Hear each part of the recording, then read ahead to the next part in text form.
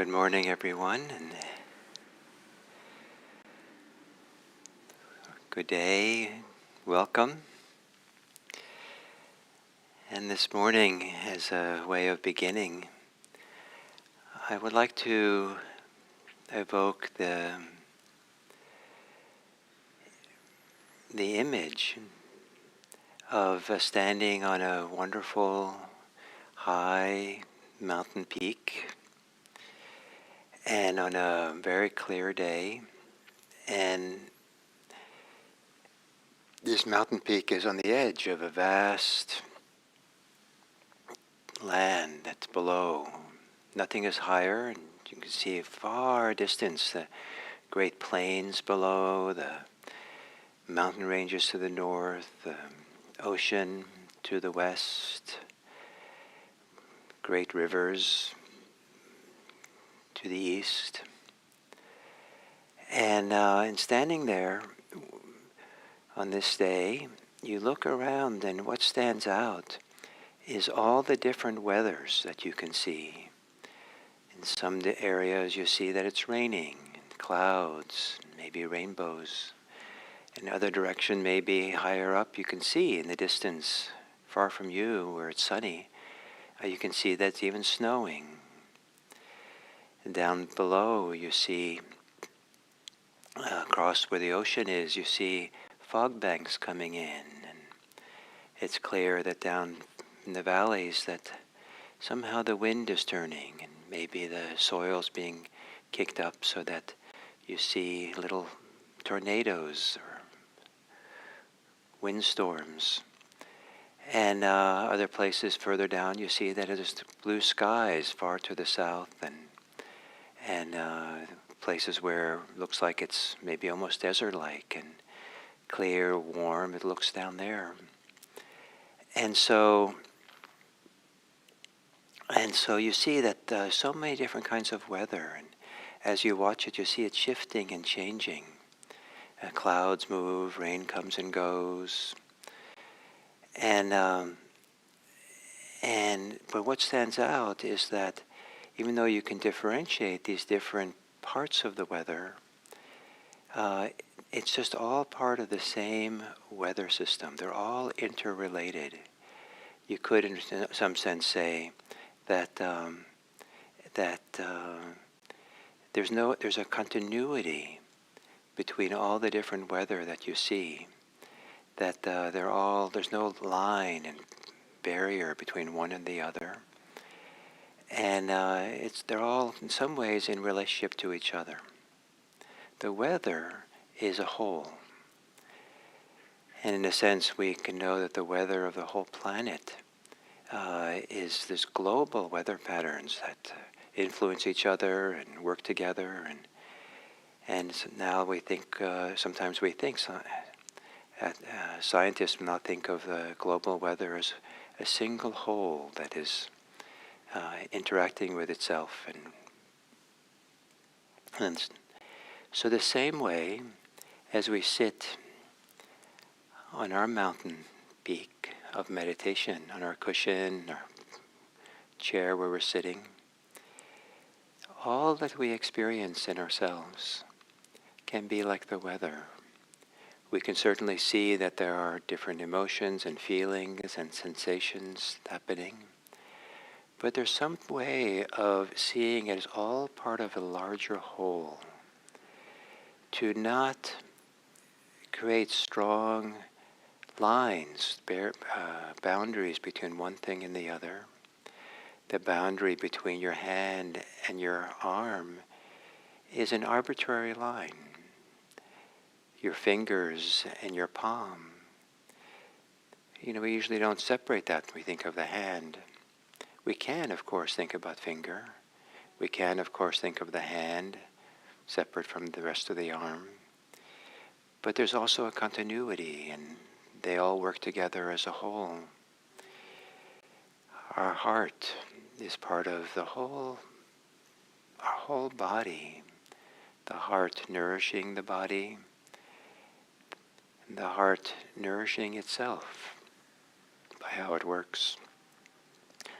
But the heart exists completely interdependent on everything else in our body. And so in meditation, the idea, one way to approach it, is not to get too focused on one particular thing, as if that's the most important thing, but rather to see that all that happens to us is part of one larger whole.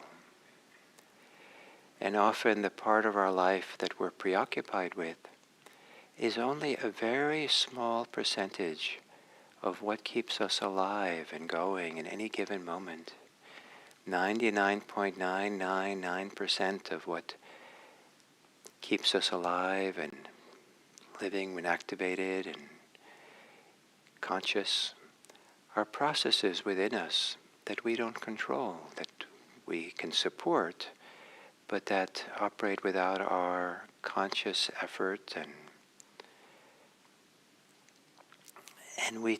so the 99.999% of who we are is a larger part of the whole than the particular part that we're preoccupied with, that we define ourselves by.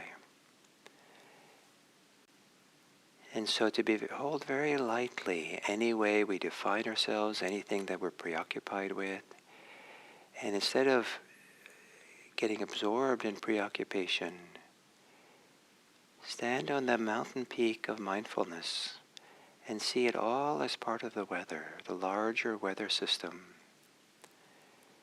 without being caught in the divisions that the mind makes. So to take the whole of your body and assume a meditation posture.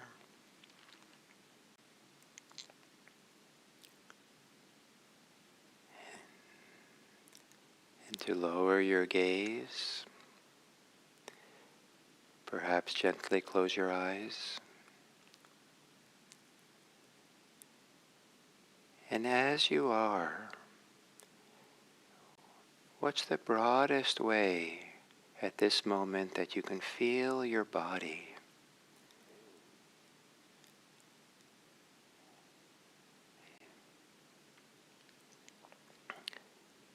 What are the sensations in your body that appear, flow,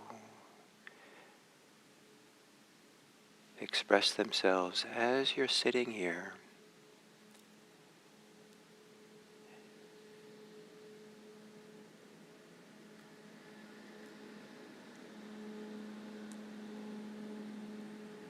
And to see it as part of a larger whole.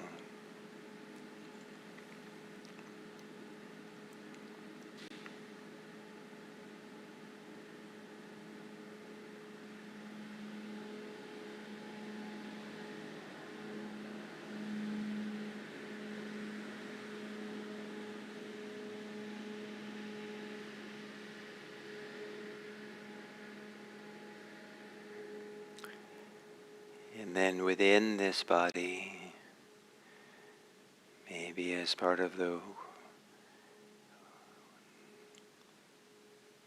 whole, experiencing how the body breathes, the movements of breathing, sensations of body as you breathe.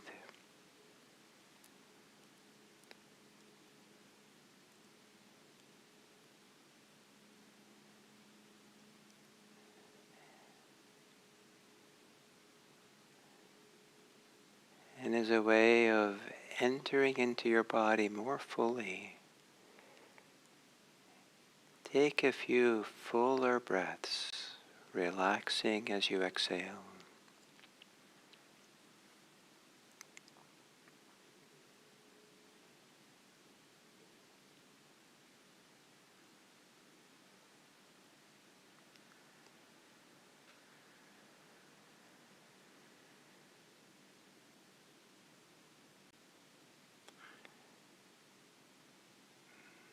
Letting your breathing return to normal.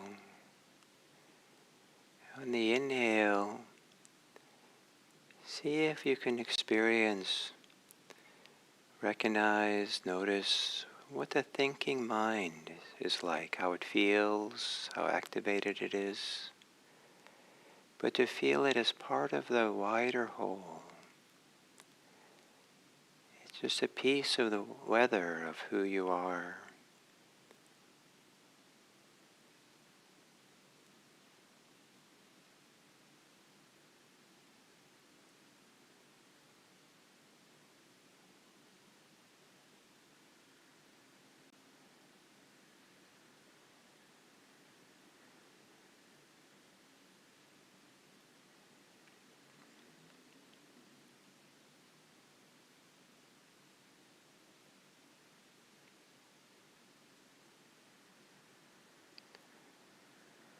Relaxing the thinking mind.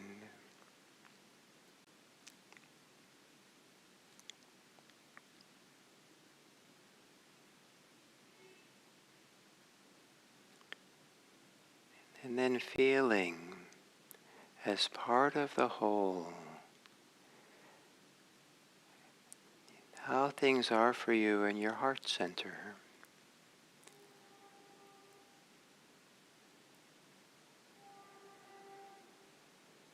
Almost as if whatever is in your heart center, whatever your emotion is nested in a wider whole of your body, mind, awareness.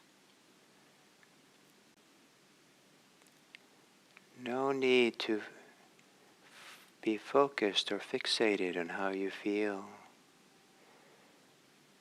There's something better than that. And that is to allow it to be nestled in the wider whole of your body.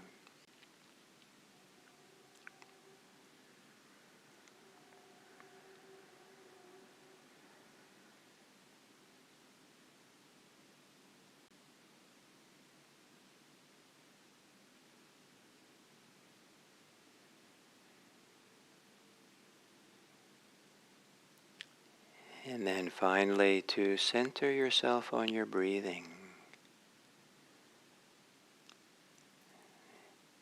In some ways, breathing, the processes of the body connected to breathing, touch every cell in your body.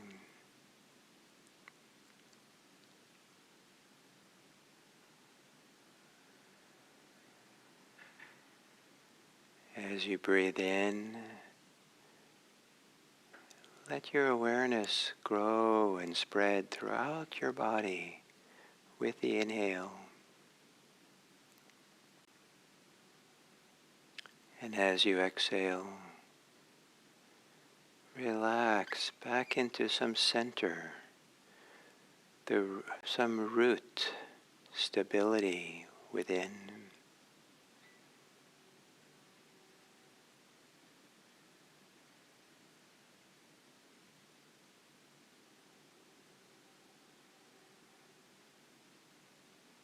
Being with the whole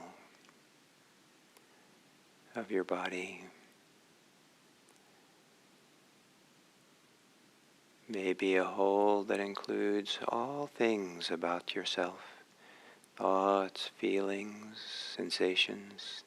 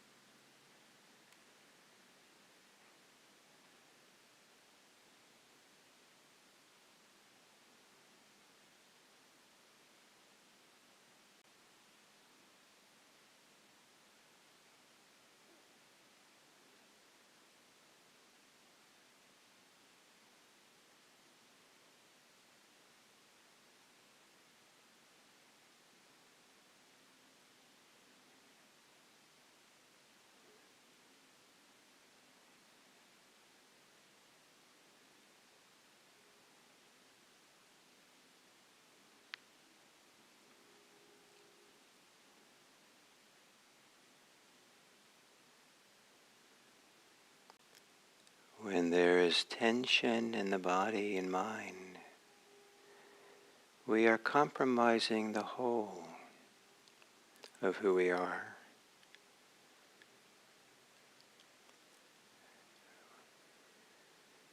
For the body and mind to soften and relax helps us move back into the whole.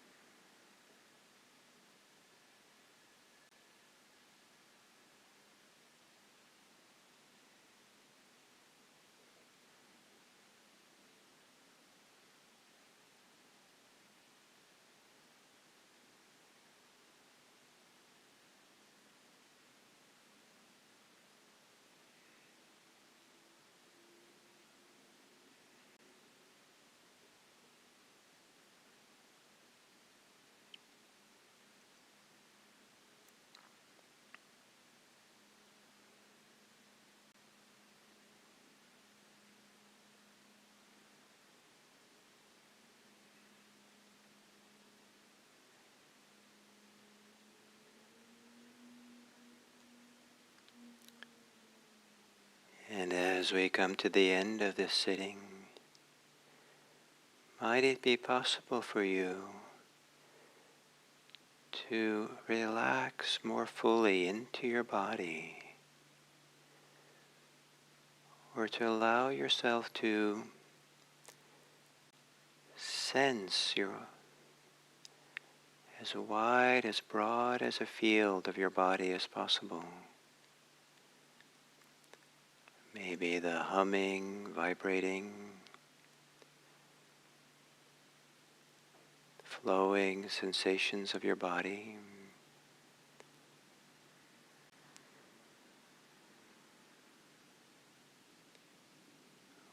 Whatever broad sense of the whole body that you can rest in and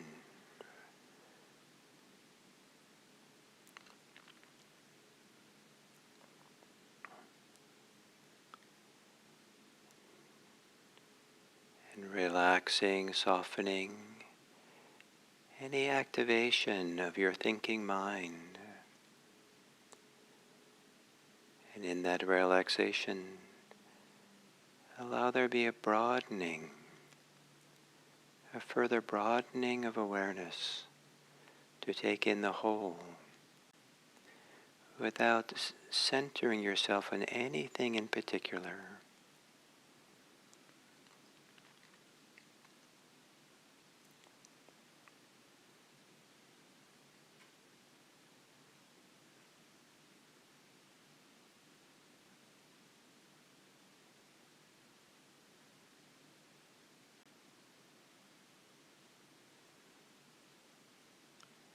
And then to expand, relax outward with a relaxed gaze or a relaxed sense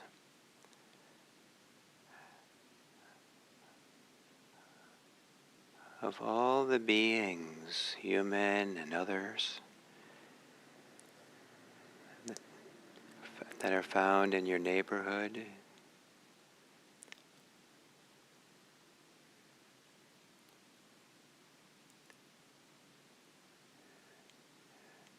That are found in your city or county, province.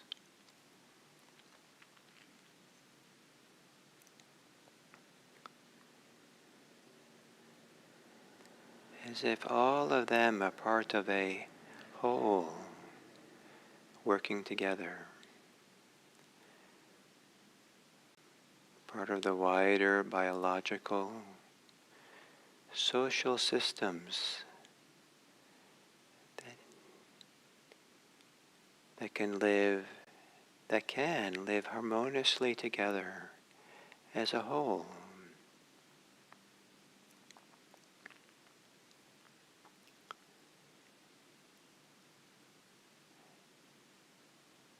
And maybe feeling a sense of kinship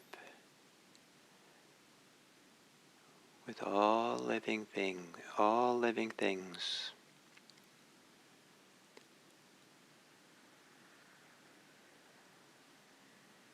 All living things have a common source, origin. All living things exist together in the whole of the biosphere.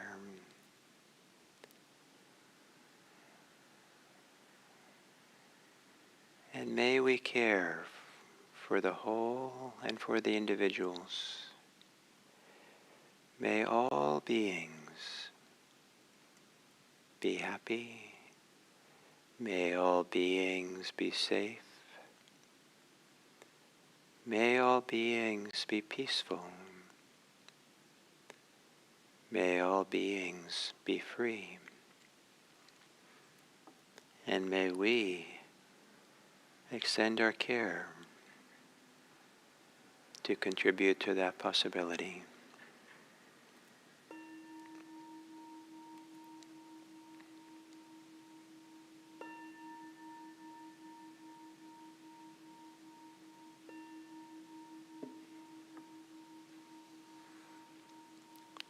Thank you.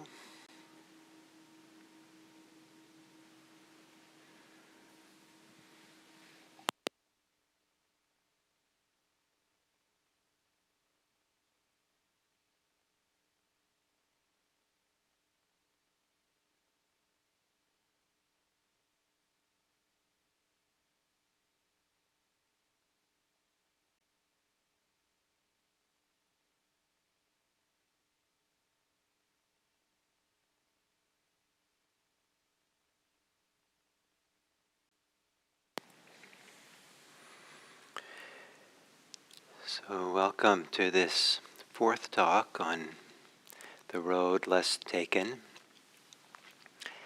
And and the road less taken, the road that's commonly taken for many people, is one that somehow is related to attachments, to clinging. And one of the primary attachments that we have is clinging to self and clinging to being alive, clinging to our identity. One of the ways that we do that is to select something out of our environment to be us, something out of our whole constitution as a human being, to be what's important and what's valued for us, what's valued for others. And in doing so, divide up the whole.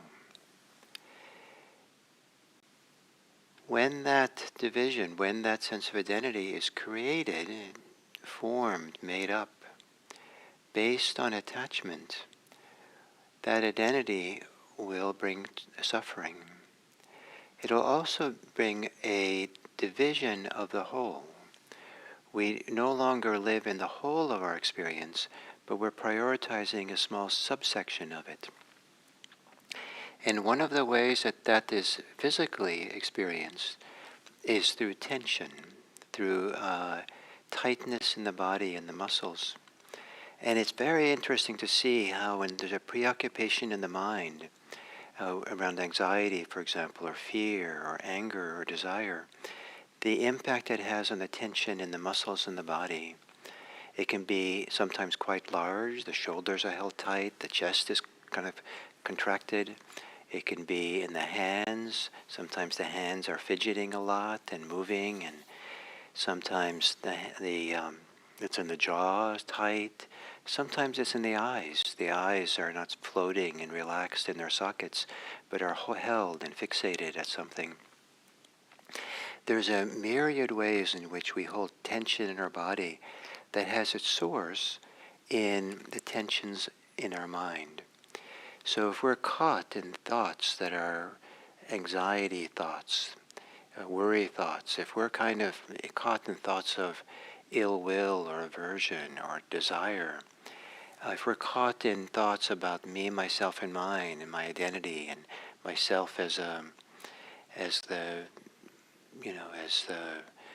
responsible one, as the victim of it all, as the consumer of experience, all kinds of ways in which we create something. If it comes with tension, even if it seems reasonable to have tension as a survival mechanism sometimes, what it does is it starts creating divisions in the whole of who we are. It tends to prioritize and restrict and limit the experience of who we are. And sometimes people are quite restricted from being really in touch with themselves. Some people live from the neck up, some people from the waist up. Some people are not really in touch with their body at all. And so in various ways we begin dividing up the whole. We begin centering ourselves on something that we've kind of taken as being the thing. And that can be done conceptually, with what our understanding and the focus of things. And it can be physically because of the impact of tension and holding and where our attention goes and where it doesn't go. And so the Buddha emphasized this quite a bit, and he said that greed, hatred, and delusion, kind of the root cause for all forms of attachment, is creates limitations, creates boundaries, creates edges that we then live in between what's included and what's not. And we can feel that physically, the way we contract and hold ourselves. We can feel how the doors of the heart sometimes close and or go numb or not available. And all kinds of ways in which we then live under limitation. And so greed, hate, and delusion is what limits us. And what arises out of greed, hate, and delusion then is a further limitation. So if there's preoccupations and thoughts that come from that, it limits us. It makes us smaller in a sense, or our range of who we are less and less. And a lot of this operating system that comes out of greed, hate, and delusion, when it flows into the thoughts that are trying to get what we want, it often comes along with creating ideas, attitudes of who we are. And many times the identities that we have, that we form, have the role not of kind of opening us up to the whole of who we are, which certainly identity can at times, but actually limits us and makes us much smaller than who we are. And this idea that the made-up world of identity limits us. So if our identity is mostly having to do with our physical body, that's a limitation. We're much more than the physical body. If our identity is around certain ideas and concepts, and we're rotating around those concepts and those roles that we've entered into, that limits the whole. If our identity and who we think we are is shaped predominantly by the stories of our life, the stories we make up, the fantasies we have, that limits us. And if we focus too much on the nature of awareness itself, being aware, our cognition of things, that itself is a limitation on the whole. So the Buddha called these limitations the 5 bundles of clinging. I didn't talk about all 5, but those 5 are physical appearances, whether things are pleasant or unpleasant. That's what some people really focus on, and they're limited by that, always trying to adjust and make themselves comfortable and avoid discomfort. The things that are ideas of how we recognize the world and ourselves, the stories we have, and the wonderful, marvelous act of cognition, or moments of consciousness in which we understand ourselves and the world. The Buddha called those, to center on any one of those is a limitation. And what we're looking for in Dharma is to let the whole, this deeper operating system operate, an operating system that operates within the whole. So something like, for example, the heart, our heart generally, when everything's going well, is completely operating with an interconnectedness with the whole of who we are. The heart doesn't care that our role, our career, who we're related to, all kinds of things, the heart doesn't care. It just does its work and supplies the whole of who we are. A child that's growing up, the growth of that child comes from the inside out as it eats food and is nourished, and the whole biological system with which it grows belongs to the whole of the child. It's not a limited part of the body, the feelings, the stories, the identities that child has. So that there's so much of who we are that wells up from deep inside.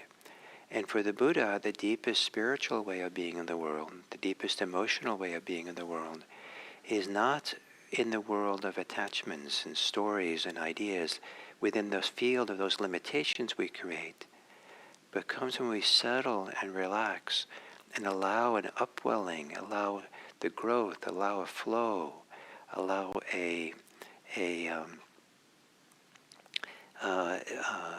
our inner development to come out of and be part of the whole of who we are.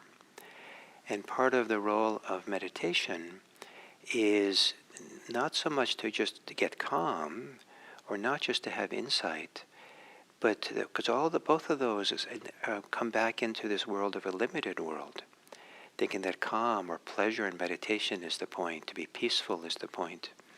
I'd like to suggest that one of the real values of Buddhist practice and meditation practice is to get out of the way or to relax all the limitations, all the edges we've created for ourselves, all the tensions by which we live by that limit who we are, so we can sense and feel something that is not part of our constructed world, not part of the world which we think about or judging about or having commentary about, but something that's organic, something that is deep inside, that can flow or grow or feel like it has no edges to it.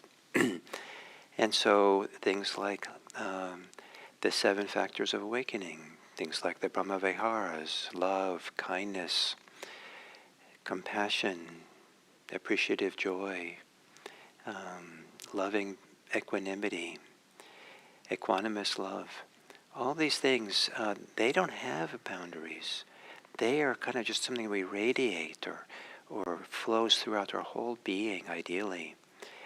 And that's possible. It's possible to have a sense that it's all part of an organic whole, not part of some particular thing that we're holding on to and fixated on. We might have ideas about love, but the sense, the feeling, the warmth, the tenderness, the glow of warmth and love within us, that's part of that organic whole that we can relax into.